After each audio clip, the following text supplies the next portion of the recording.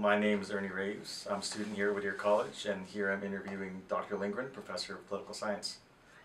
Okay, our first question is, what are the implications of this year's presidential election? Well, I think that if the president is reelected, that we're likely to see a modest but continued path towards recovery from the recession, as well as we'll see the implementation of Obamacare, which is most of those provisions were delayed until 2014. So, if elected, re-elected, Obama will definitely carry forward his signature piece of legislation. If Romney is elected, he's said that first order of business would be to roll back Obamacare. It's not clear if he would have the authority to roll back the entire piece of legislation, but it certainly could throw some wrenches into the works, if you will, to implementation. So Romney is talking about, in addition to massive tax cuts, which would probably drive up the deficit, he's also talked about cutting spending, which if he went through with those cuts to spending, it's the likely impact of that would be further maybe what you might call a double dip recession. Likely would drive the economy into a second recession, much like seen in UK, where they had austerity measures that drove their market back into a second recession. Okay. Another question. Do you think that the Congress will remain Republican after this election? Well, I think the Senate is likely to stay Democratic. The House is, it depends on who you talk to. Certainly Nancy Pelosi wants folks to think that the House is in play. It's unfortunately due to gerrymandering. I think the Republicans in 2010 gained control of a number of state legislatures, and because of the census in 2010, they were able to redraw districts that really favored Republicans and made some of the districts that Democrats might have been able to pick up much safer. One of the things that happened in California was because of initiatives that were passed by California voters, our districts were all drawn by a citizens commission, which was prohibited from using the most common gerrymandering tactics. And as a result, we're seeing a lot more competition in California elections. That and the top two election change, which was passed by initiative, which basically says that the top two vote getters in the primary run off in the general election. So we're seeing a lot of competitive races where Democrats are running against Democrats, Republicans running against Republicans. But even so, Mary Bono Mack is facing a really tough re-election because her district's become a lot more Democratic and has a lot more Latinos in it, and she's facing a really tough re-election, as well as a number of other folks that, California in the previous 10 years, from 2000 to 2010, only one incumbent lost their re-election. So it's a sort of a refreshing thing for California to see some of these competitive elections, and I'm hoping that we'll also end up seeing better representation, because it's my belief that competitive elections are the #1 way that we get public policy that's responsive to the people's wishes. So, hopefully California will see in the next decade better representation from that. So will there be continued gridlock if the Republicans continue to hold the House of Representatives? Well, I just saw an interview with President Obama where he was asked that very same question. What's going to be different if the Republicans hold the House, Democrats control the Senate? What are the prospects for any kind of legislative agenda? He is hopeful that the election will essentially show the Republicans, they won't have him to kick around again for another election. He said they've focused their efforts on denying him a second term. If he wins a second term, they don't have that to hold against him anymore. And he's hopeful that the Republicans that win do win will be willing to work with him. Whether or not that's any hope that that's going to happen, I think is slim because our system of government is such that controlling one house of government is enough to really serve as a roadblock to legislation. So it's likely to see 4 more years of gridlock unless the Democrats can. Look, if the Democrats take the House by 1 vote, the House is such that that would change the dynamic immediately. But it's a tough road. They need to pick up, I think it's 25 or 26 seats net to do that, and nobody really is predicting that. So it would be quite a surprise if that happens on Tuesday. So this year's election, people are confused about a lot of the key propositions. Can you go and elaborate on a few of them? Well, 2 of the most, I would say the most important ones are 30 and 38. These are the tax increases to pay for schools. Most of the money is earmarked for education. Well, in 38, it's all earmarked for education, and in 30, it's earmarked some for K through 12 and some for higher ed. But both propositions are really important for the state because of the downturn in the economy. The state coffers were hit very hard. We've had year after year, actually sometimes not even a whole year, where we get new budget projections that say 10 million, 20 million, in new debt. We can't keep going like that. At some point, we're not going to have any programs left to cut, and so one of the solutions is going to need to be on the revenue side. And I think 30 is a modest proposal, which raises taxes only on incomes above, I believe it's 250,000, and it's not that much. It's no taxes on the first 250,000 and a modest increase on the top earners, as well as a 1/4 cent sales tax. And both of those are not lifetime increases; they're sunsetted, so they're, I believe, 5 or 10 year provisions. So I think the 30 would certainly be a good step forward to try to fix our school systems. 38 is although there's some sort of friction between the 2 campaigns, I think 38 is also another attempt to make sure that that money's earmarked for schools. I believe it raises taxes only on folks that are over $1 million or something like that. Either one of those proposals I think would be a good way to address the problem. Unfortunately, I don't think either one of them currently in the polls that I've seen is leading, so it's going to be an uphill climb for both those proposals. Okay. In addition, Prop 32 is a proposal that oftentimes people are getting mail that link the 2 issues, saying no on 30, yes on 32. 32 is a provision that's supposedly about reforming the system and taking special interest money out of the system, but it's horribly biased in the sense that it only would affect the way in which unions spend money, and it wouldn't stop corporations. Essentially, the way that they spend their money wouldn't be impacted by this reform. And so corporations are spending a lot of money.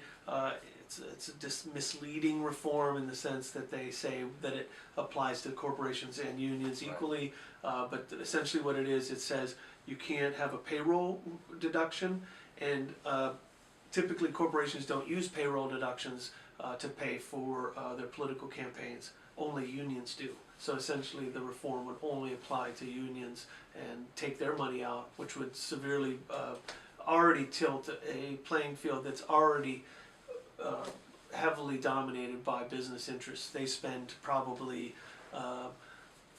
300 times what unions spend in politics, and unions are really the only institution out there left that spends money from the left.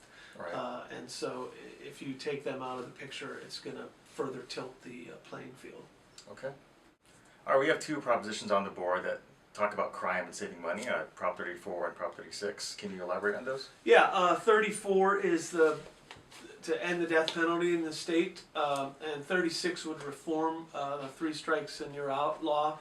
Essentially, these are both provisions that would save millions, if not tens of millions of dollars for the state every year. Death penalty convictions and prosecutions are extremely expensive.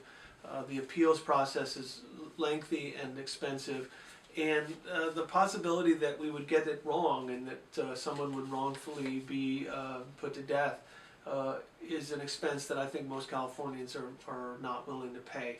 And so not only is it have a real fiscal impact, but I think most folks think life in prison without any possibility of parole is a fairly serious sentence, and if it can both save us money and still deliver justice to people who've committed heinous crimes, I think their polling shows that it's was leading. There's been a lot of money spent recently. I saw Gray Davis and Pete Wilson and some former governors came out against repealing the death penalty. So it's not clear what what's the effect of that's going to be, but it would save money. Most people will agree that it would save money. Same with the three strikes law. Currently, prosecutors across the state have discretion on whether or not to bring a three strikes case, and some jurisdictions are routinely not bringing third strike cases if the third strike felony is not serious, but other jurisdictions are, and so that is sort of an arbitrary distinction in the law, and not typically sustained by courts to have arbitrary distinctions like that. And in addition, it's very, very expensive. We have a lot of folks who are serving third strike felony convictions for stealing a pizza. One was for stealing medicine. One was for trying to steal food for his family. That doesn't make sense to most Californians. And if we could both save tens of millions of dollars by not having folks, many of whom did not commit a third strike felony, serious felony.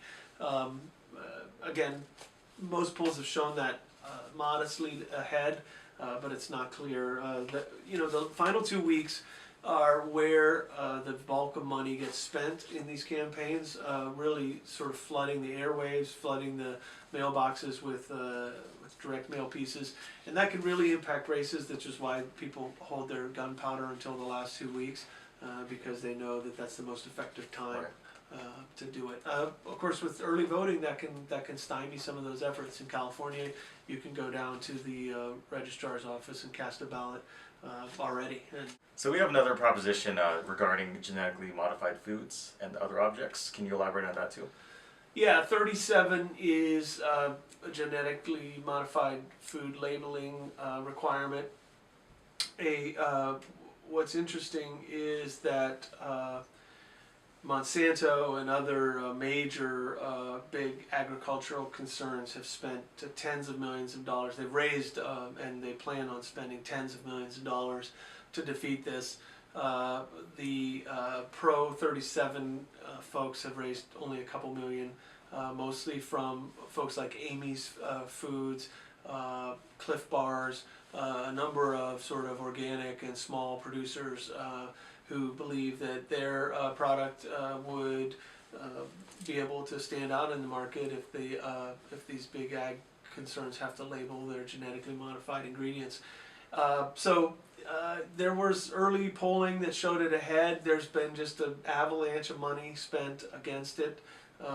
There's been a number of stars that have come out with an ad campaign in support of it. So it's not clear. Right to know bills. Typically, that framing it does well with voters. So I think there's a good chance that it could pass, even with the avalanche of money against it.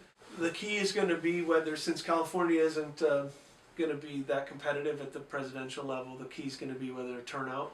In 2008, we had over 70% turnout statewide, and it was in some places in LA County, if we had close to 85% turnout. So it's if we see levels like that, I think you're going to see a lot of changes in the polling, because the pollsters aren't really predicting that kind of turnout. But if it's a depressed turnout, it could swing a number of provisions towards the to the right. Okay.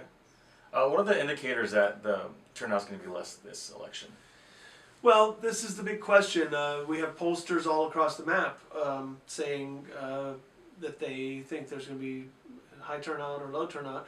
Most folks just think the Republicans enjoy higher enthusiasm. One thing to note, though, is that may be true, but most polling shows that Republicans make up a smaller share of the electorate. So if, say Republicans are 25% of the electorate, and 99% of them turn out because they're so fired up, so they get 25% of the vote. If Democrats are 35% of the electorate, and even if only 80% of them turn out, that still adds up to more than 25. It's like 26 something, right? So even if only 80% of Democrats turn out, they would still likely win. So it may be true that Republicans are more fired up about this election and will turn out at higher levels, but it may not be sufficient for them to win the election. So why should young people care about this election? Well, I mean, certainly on the state level, Prop 30 and Prop 38 are directly going to affect spending on education. That's going to be things like Cal Grants, which have already taken rounds of cuts.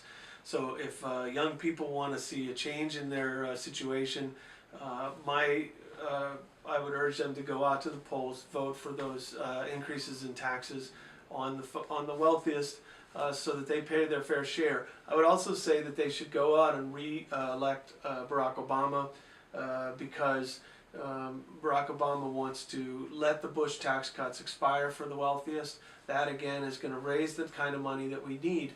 A lot of people don't realize that we almost had interest rates double on all student loans, and that would have resulted in hundreds of dollars more a year for college students, which would mean more students would find college unaffordable.